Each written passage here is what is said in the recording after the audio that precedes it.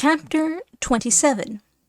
of how the curate and the barber proceeded with their scheme, together with other matters worthy of record in this great history. The curate's plan did not seem a bad one to the barber, but on the contrary so good that they immediately set about putting it in execution. They begged a petticoat and hood of the landlady, leaving her in pledge a new cassock of the curate's, and the barber made a beard out of a grey-brown or red oxtail in which the landlord used to stick his comb. The landlady asked them what they wanted these things for, and the curate told her in a few words about the madness of Don Quixote, and how this disguise was intended to get him away from the mountain where he then was. The landlord and landlady immediately came to the conclusion that the madman was their guest, the balsam man and master of the blanketed squire, and they told the curate all that had passed between him and them, not omitting what Sancho had been so silent about. Finally, the landlady dressed up the curate in a style that left nothing to be desired. She put on him a cloth petticoat with black velvet stripes a palm broad,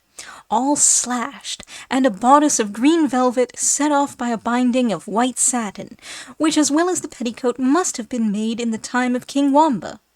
The curate would not let them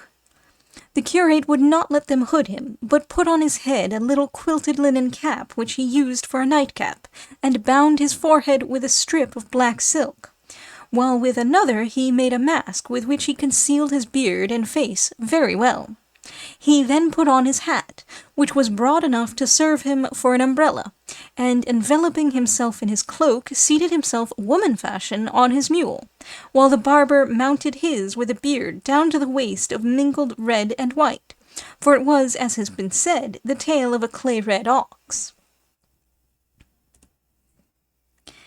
They took leave of all, and of the good Maritornes, who, sinner as she was, promised to pray a rosary of prayers that God might grant them success in such an arduous and Christian undertaking as that they had in hand.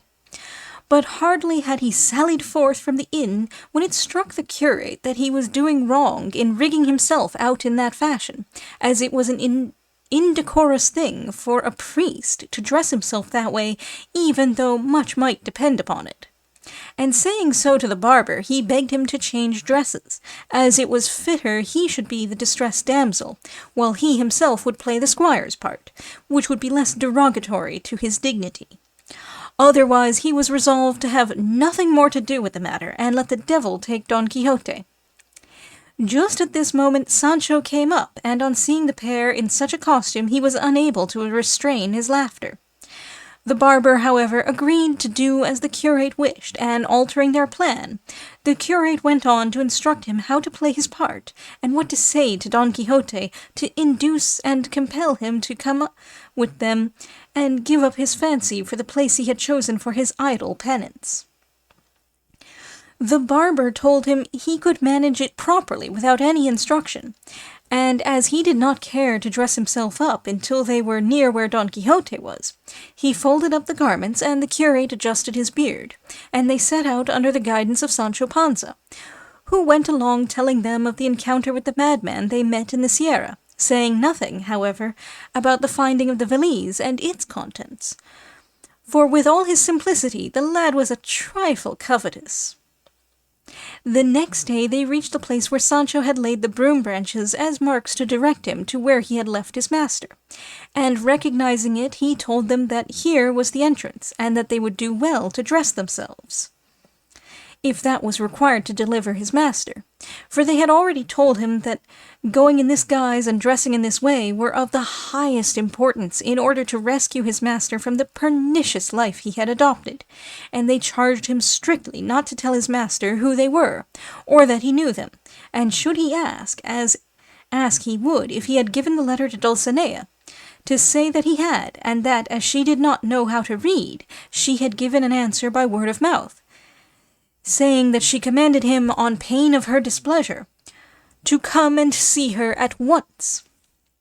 And it was a very important matter for himself, because in this way, and with what they meant to say to him, they felt sure of bringing him back to a better mode of life, and inducing him to take immediate steps to become an emperor or monarch, for there was no fear of his becoming an archbishop.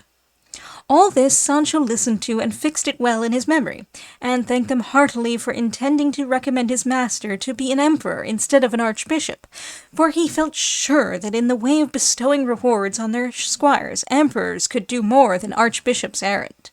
He said, too, that it would be as well for him to go on before them to find him, and give him his lady's answer, for that perhaps might be enough to bring him away from the place without putting them to all this trouble. They approved of what Sancho proposed, and resolved to wait for him until he brought back word of having found his master. Sancho pushed on into the glens of the Sierra, leaving them in one through which there flowed a little gentle rivulet, and where the rocks and trees afforded a cool and grateful shade. It was an August day with all the heat of one, and the heat in those parts is intense, and the hour was 3 in the afternoon, all which made the spot the more inviting and tempted them to wait there for Sancho's return, which they did. They were reposing, then, in the shade, when a voice unaccompanied by the notes of any instrument, but sweet and pleasing in its tone, reached their ears, at which they were not a little astonished, as the place did not seem to them likely quarters for one who sang so well. For though it is often said that shepherds of rare voice are to be found in the woods and fields, this is rather a flight of the poet's fancy than the truth.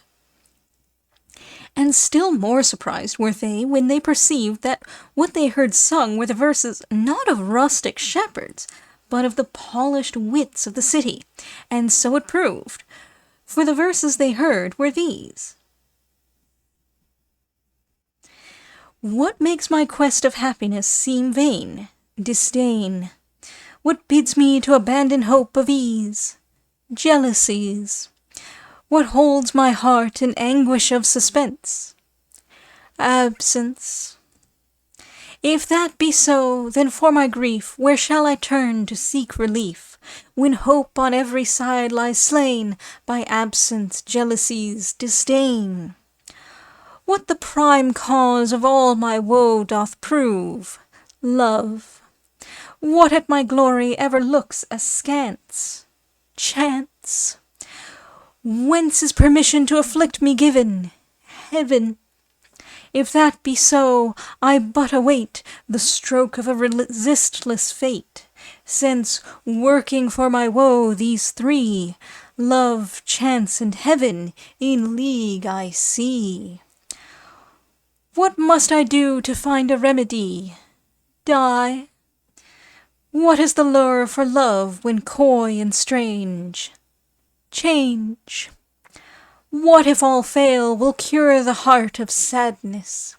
Madness.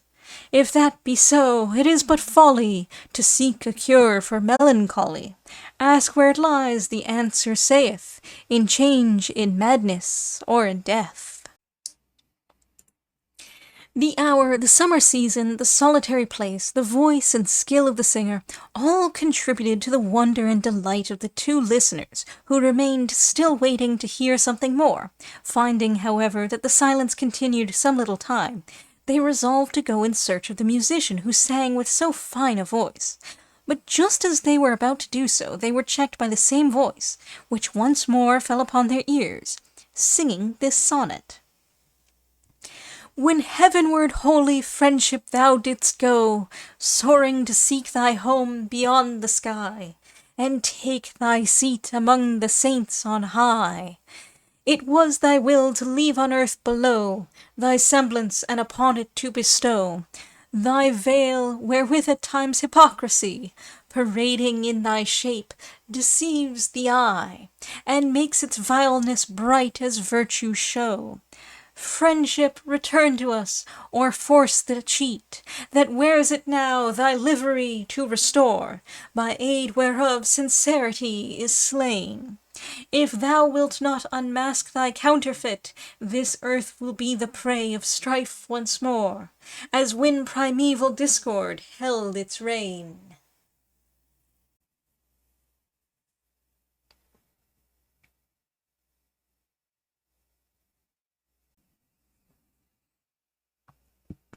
The song ended with a deep sigh, and again the listeners remained waiting attentively for the singer to resume, but perceiving that the music had now turned to sobs and heart-rending moans, they determined to find out who the unhappy being could be whose voice was as rare as his sighs were piteous, and they had not proceeded far when on turning the corner of a rock they discovered a man of the same aspect and appearance as Sancho had described to them when he told them the story of Cardenio. He, showing no astonishment when he saw them, stood still with his head bent down upon his breast like one in deep thought, without raising his eyes to look at them after the first glance when they suddenly came upon him. The curate, who was aware of his misfortune and recognized him by the description, being a man of good address, approached him and in a few sensible words entreated and urged him to quit a life of such misery, lest he should end it there, which would be the greatest of all misfortunes. Cardenio was then in his right mind, free from any attack of that madness which so frequently carried him away, and seeing them dressed in a fashion so unusual among the frequenters of those wilds, could not help showing some surprise, especially when he heard them speak of his case as if it were a well-known matter. For the curate's words gave him to understand as much. So he replied to them thus: I see plainly, sirs, whoever you may be, that heaven, whose care it is to succour the good, and even the wicked very often here, in this remote spot, cut off from human intercourse, sends me, though I deserve it not, those who seek to draw me away from this to some better retreat, showing me by many and forcible arguments how unreasonably I act in leading the life I do. But as they know that if I escape from this evil I shall fall into another still greater, perhaps they will set me down as a weak-minded man, or, what is worse, one devoid of reason.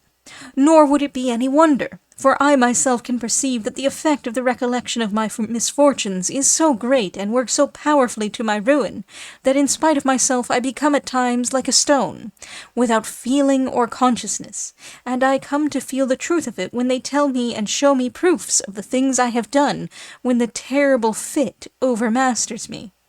And all I can do is bewail my lot in vain, and idly curse my destiny, and plead for my madness by telling how it was caused, to any that care to hear it.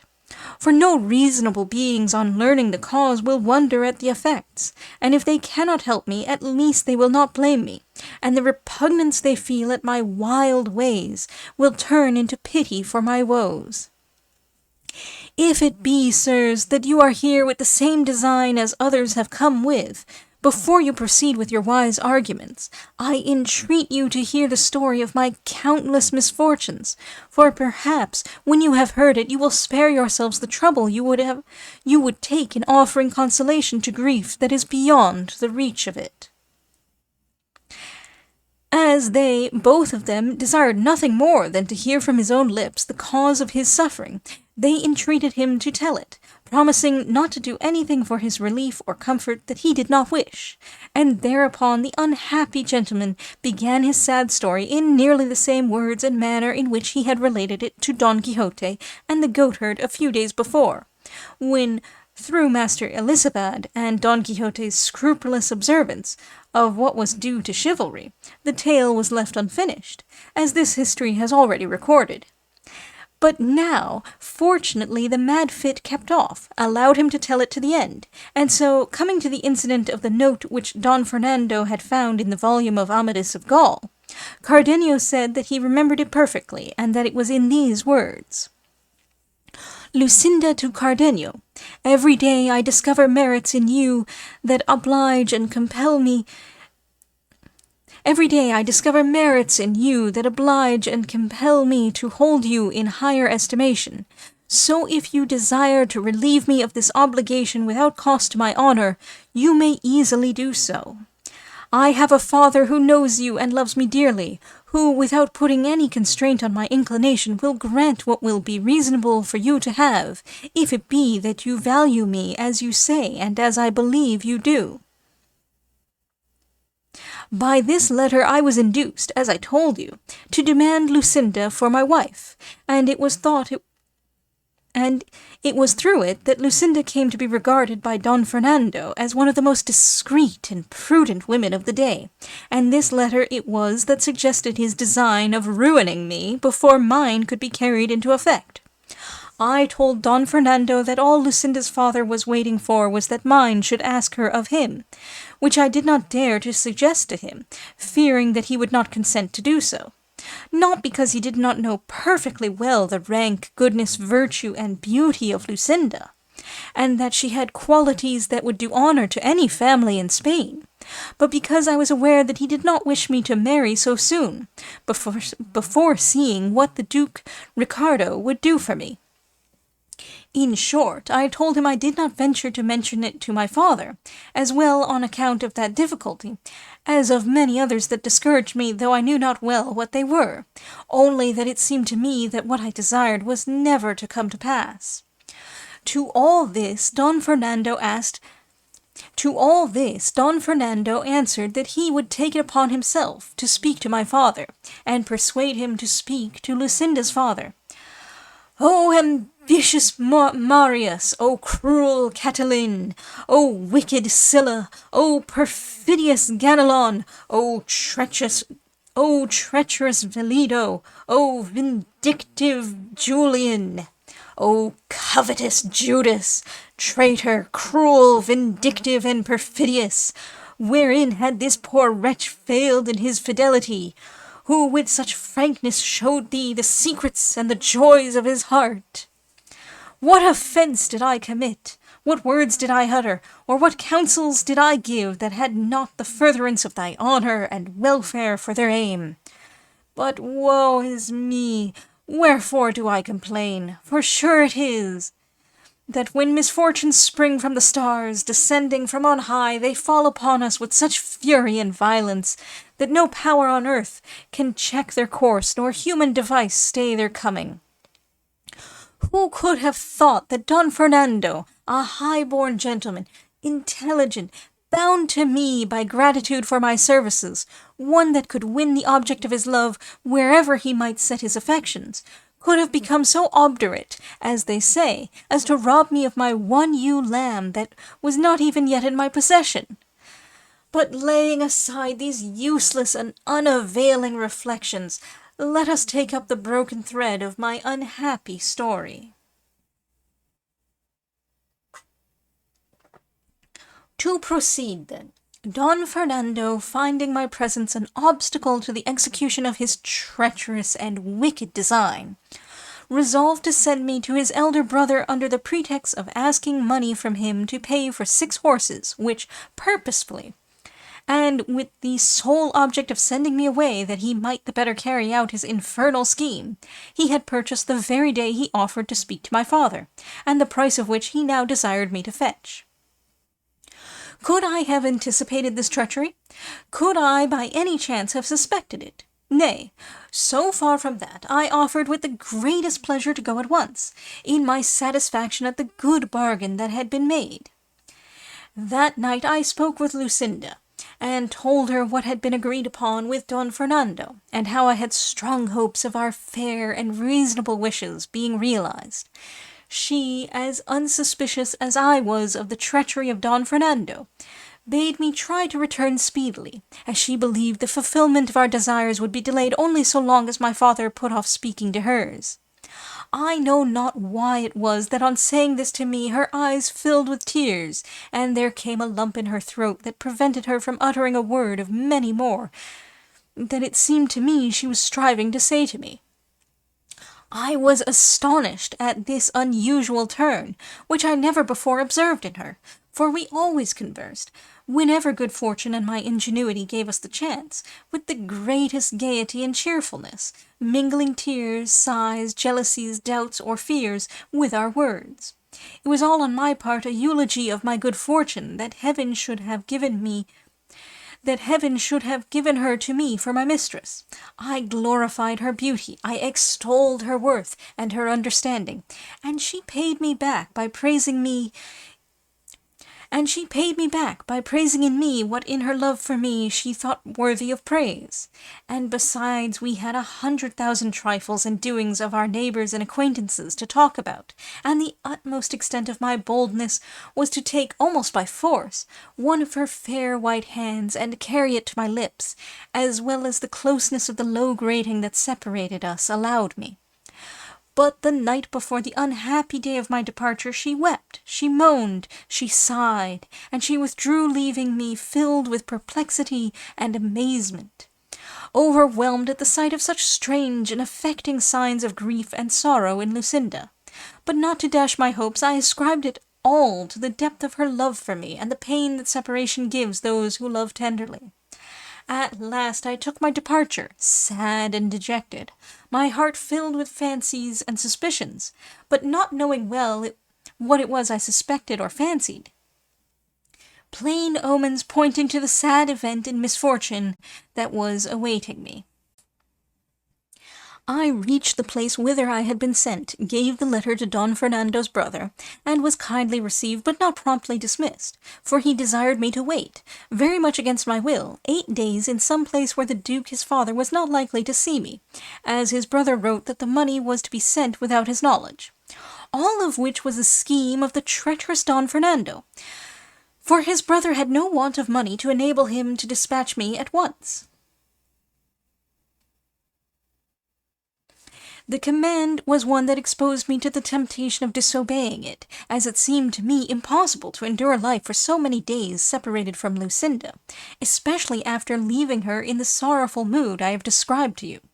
Nevertheless, as a dutiful servant, I obeyed, though I felt it would be at the cost of my well-being. But 4 days later, there came a man in quest of me with a letter which he gave me, and which by the address I perceived to be from Lucinda, as the writing was hers. I opened it with fear and trepidation, persuaded that it must be something serious that had impelled her to write to me when at a distance, as she seldom did so when I was near. Before reading it, I asked the man who it was that had given it to him, and how long he had been upon the road. He told me that as he happened to be passing through one of the streets of the city at the hour of noon, a very beautiful lady called to him from a window, and with tears in her eyes said to him hurriedly, "Brother, if you are, as you seem to be, a Christian, for the love of God I entreat you to have this letter dispatched without a moment's delay to the place and person named in this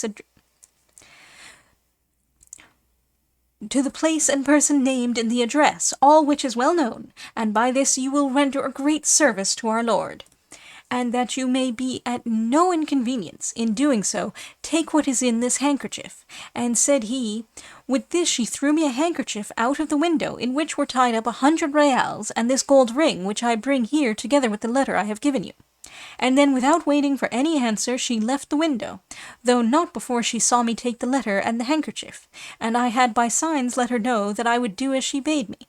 And so, seeing myself so well paid for the trouble I would have in bringing it to you, and knowing by the address that it was to you it was sent, for, Señor, I know you very well, and also unable to resist that beautiful lady's tears, I resolved to trust no one else, but to come myself and give it to you, and in 16 hours from the time when it was given me, I have made the journey, which, as you know, is 18 leagues.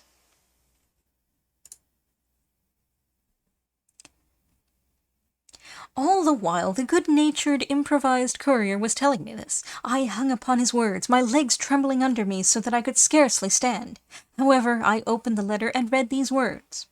"The promise Don Fernando gave you to urge your father to speak to mine, he has fulfilled much more to his own satisfaction than to your advantage.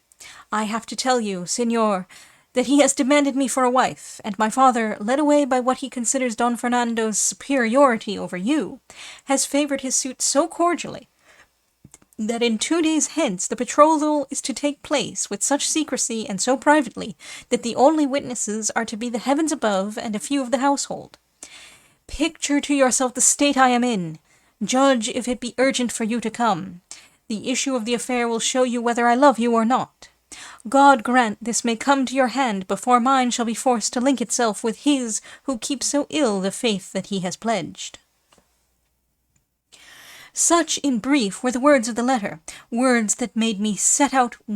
at once, without waiting any longer for reply or money, for I now saw clearly that it was not the purchase of horses, but of his own pleasure that had made Don Fernando send me to his brother. The exasperation I felt against Don Fernando, joined with the fear of losing the prize I had won by so many years of love and devotion, lent me wings, so that almost flying I reached home the same day by the hour which served for speaking with Lucinda. I arrived unobserved, and left the mule on which I had come at the house of the worthy man who had brought me the letter, and fortune was pleased to be for once so kind that I found Lucinda at the grating that was the witness of our loves. She recognized me at once, and I her, but not as she ought to have recognized me, or I her. But who is there in the world that can boast of having fathomed or understood the wavering mind and unstable nature of a woman? Of a truth no one. To proceed. As soon as Lucinda saw me, she said, "Cardenio, I am in my bridal dress, and the treacherous Don Fernando and my covetous father are waiting for me in the hall with the other witnesses, who shall be the witnesses of my death before they witness my betrothal. Be not distressed, my friend, but contrive to be present at this sacrifice, and if that cannot be prevented by my words, and I have a dagger concealed which will prevent more deliberate violence, putting an end to my life and giving thee a first proof of the love I have borne and bear thee." I replied to her distractedly and hastily, in fear lest I should not have time to reply. "May thy words be verified by thy deeds, lady, and if thou hast a dagger to save thy honour, I have a sword to defend thee or kill myself if fortune be against us." I think she could not have heard all these words, for I perceived that they called her away in haste, as the bridegroom was waiting. Now the night of my sorrow set in. The sun of my happiness went down. I felt my eyes bereft of sight, my mind of reason.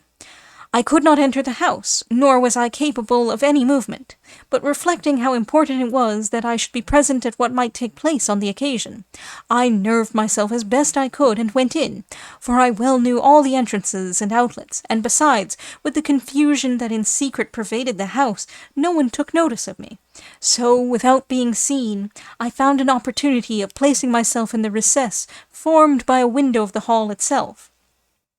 and concealed by the ends and borders of 2 tapestries, from between which I could, without being seen, see all that took place in the room. Who could describe the agitation of heart I suffered as I stood there, the thoughts that came to me, the reflections that passed through my mind? They were such as cannot be, nor were it well they should be told. Suffice it to say that the bridegroom entered the hall in his usual dress, without ornament of any kind. As groomsman, he had with him a cousin of Lucinda's, and except the servants of the house, there was no one else in the chamber. Soon afterwards Lucinda came out from an antechamber, attended by her mother and 2 of her damsels, arrayed and adorned as became her rank and beauty, and in full festival and ceremonial attire. My anxiety and distraction did not allow me to observe or notice particularly what she wore. I could only perceive the colours, which were crimson and white, and the glitter of the gems and jewels on her headdress and apparel, surpassed by the rare beauty of her lovely auburn hair that, vying with the precious stones and the light of the 4 torches that stood in the hall, shone with a brighter gleam than all.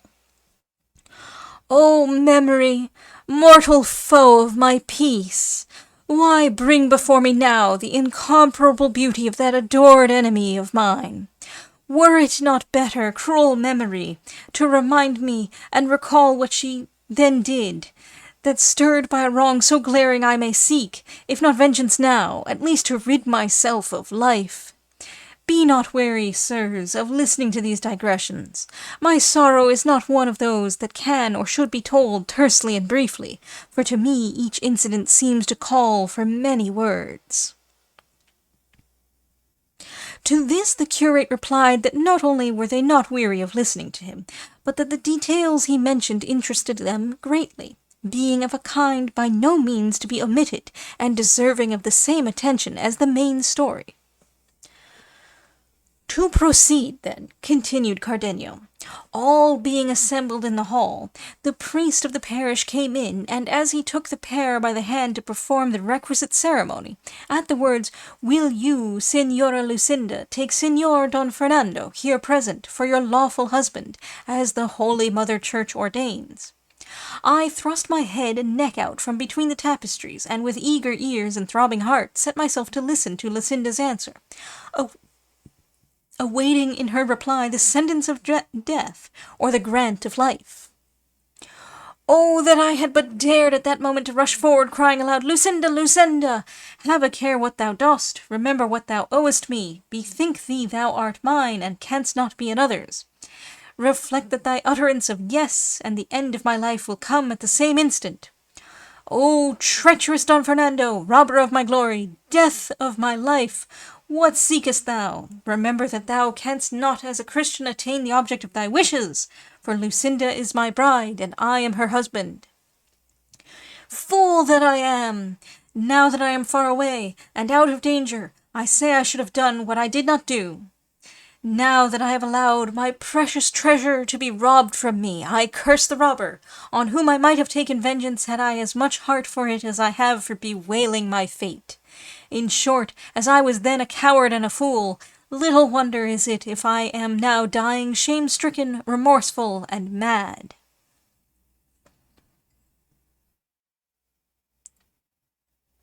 The priest stood waiting for the answer of Lucinda, who for a long time withheld it, and just as I thought she was taking out the dagger to save her honor, or struggling for words to make some declaration of the truth on my behalf, I heard her say in a faint and feeble voice, "I will." Don Fernando said the same, and giving her the ring, they stood linked by a knot that could never be loosed. The bridegroom then approached to embrace his bride, and she, pressing her hand upon her heart, fell fainting in her mother's arms. It only remains now for me to tell you the state I was in when in that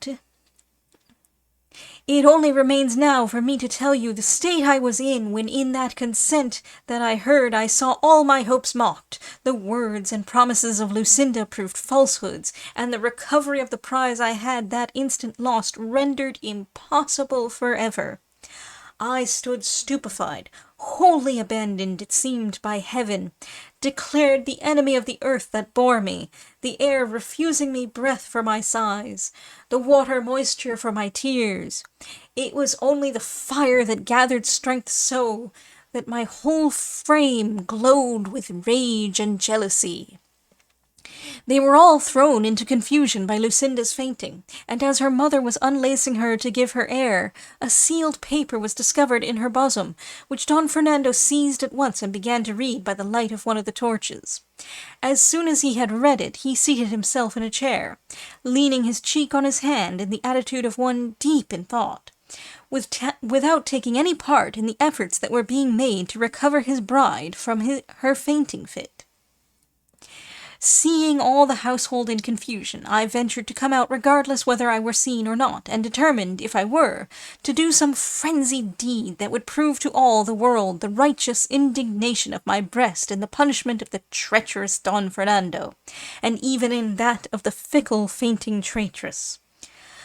But my fate, doubtless reserving me for greater sorrows, if such there be, so ordered it that just then I had enough and to spare of that reason which has since been wanting to me.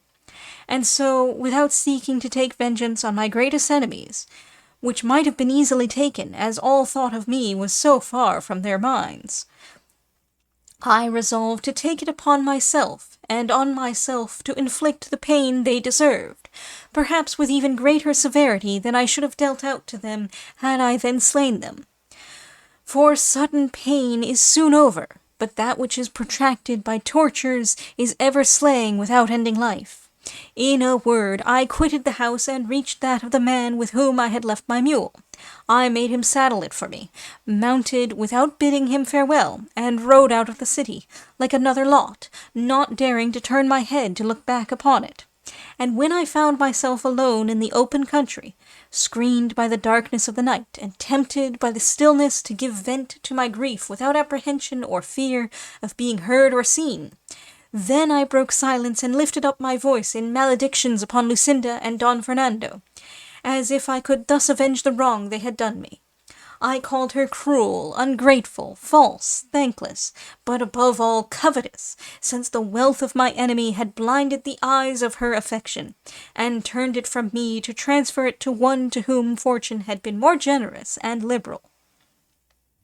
And yet, in the midst of this outburst of execration and upbraiding, I found excuses for her, saying it was no wonder that a young girl in the seclusion of her parents' house, trained and schooled to obey them always, should have been ready to yield to their wishes when they offered her for a husband a gentleman of such distinction, wealth, and noble birth,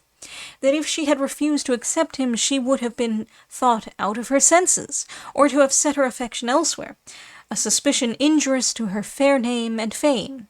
But then again, I said, had she declared I was her husband, they would have seen that in choosing me she had not chosen so ill, but that they might excuse her. For before Don Fernando had made his offer, they themselves could not have desired, if their desires had been ruled by reason, a more eligible husband for their daughter than I was, and she, before taking the last fatal step of giving her hand,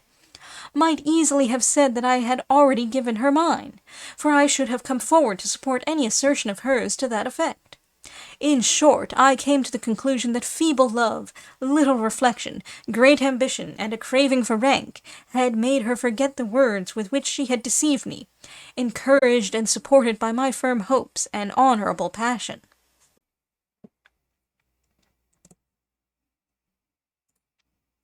Thus soliloquizing and agitated, I journeyed onward for the remainder of the night, and by daybreak I reached one of the passes of these mountains, among which I wandered for 3 days more without taking any path or road, until I came to some meadows lying on I know not which side of the mountains, and there I inquired of some herdsmen in what direction the most rugged part of the range lay. They told me that it was in this quarter, and I at once directed my course hither, intending to end my life here. But as I was making my way among these crags, my mule dropped dead through fatigue and hunger, or, as I think more likely, in order to have done with such a worthless burden as it bore in me. I was left on foot, worn out, famishing, without anyone to help me or any thought of seeking help, and so thus I lay stretched on the ground, how long I know not, after which I rose up free from hunger, and found beside me some goatherds, who no doubt were the persons who had relieved me in my need, for they told me how they had found me, and how I had been uttering ravings that showed plainly I had lost my reason. And since then I am conscious that I am not always in full possession of it, but at times so deranged and crazed that I do 1,000 mad things, tearing my clothes, crying aloud in these solitudes, cursing my fate, and idly calling on the dear name of her who is my enemy, and only seeking to end my life in lamentation. And when I recover my senses, I find myself so exhausted and weary that I can scarcely move. Most commonly my dwelling is the hollow of a cork tree large enough to shelter this miserable body. The herdsmen and goatherds who frequent these mountains, moved by compassion, furnish me with food, leaving it by the wayside or on the rocks, where they think I may perhaps pass and find it. And so, even though I may be then out of my senses, the wants of nature teach me what is required to sustain me, and make me crave it and eager to take it. At other times, so they tell me when they find me in a rational mood, I sally out upon the road, and though they would gladly give it to me, I snatch food by force from the shepherds bringing it from the village to their huts. Thus do pass the wretched life that remains to me, until it be Heaven's will to bring it to a close, or so to order my memory that I no longer recollect the beauty and treachery of Lucinda, or the wrong done me by Don Fernando.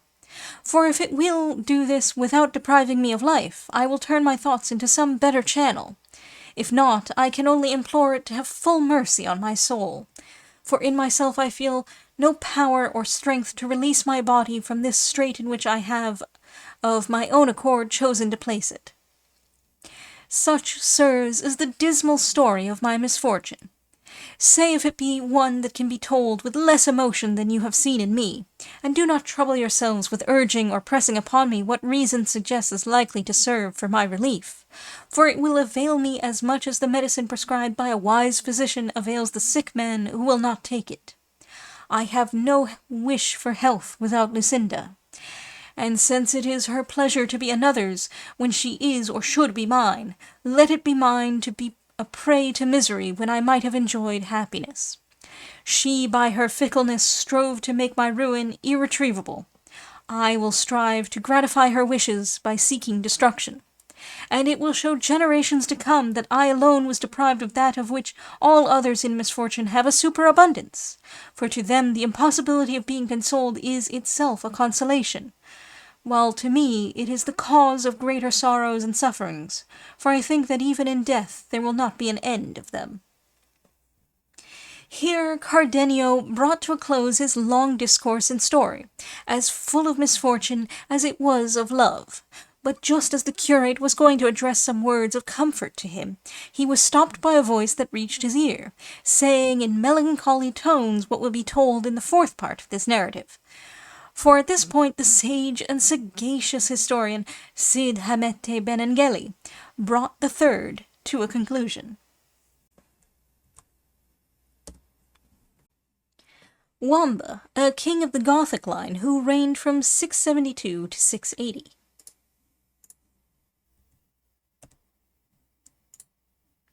A curious reason for giving a verbal answer, but if she did not know how to read, a fortiori she could not write.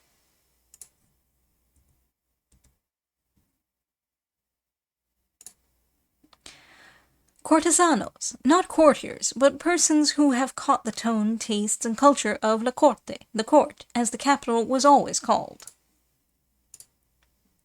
These are intended to be echo verses, but as Clemensin has pointed out, the echoes are nothing but rhymes. In the novel of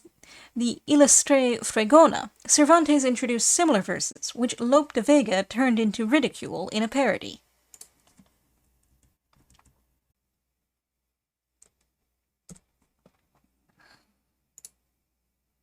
Notwithstanding Clemensin's disparaging remark that this is of the same stuff, as Cervantes' sonnets are commonly composed of, it will be seen, even in translation, that there is at least a backbone here, while the serious sonnets of Cervantes are only too often little better than invertebrate twaddle. Translation, however, cannot reproduce the exquisite melody of the original, and, had it no other merit, this alone would, Tasse Clemensin, entitle the sonnet to a place among the best in the Spanish language.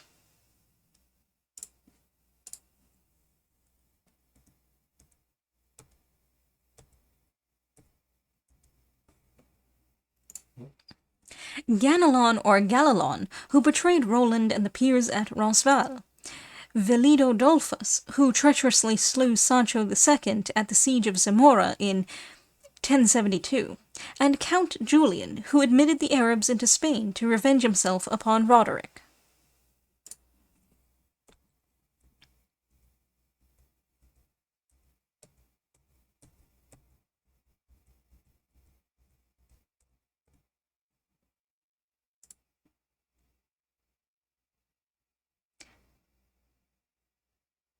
See this note on the original division into parts.